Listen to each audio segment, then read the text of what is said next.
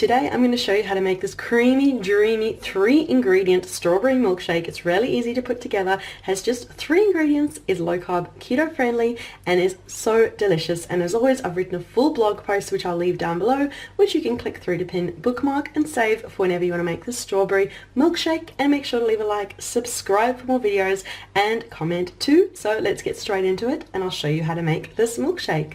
I'm using my NutriBullet over here, and I've got half a cup of frozen strawberries going in, followed by a cup of milk. You can use whatever milk you like. Now usually milkshakes have ice cream in it, but instead of putting ice cream, I'm going to just pop a quarter of a cup of cream. You could put more if you want. Really just play around with the ratios to make your perfect strawberry milkshake. And then we'll just pop the lid on and pop it on to blend to make our milkshake. Just change your view so you can see. I'm going to pop it on to blend now.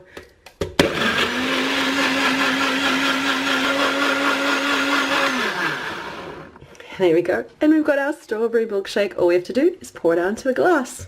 And I've got my glass handy over there. Oh, look at that creamy strawberry milkshake.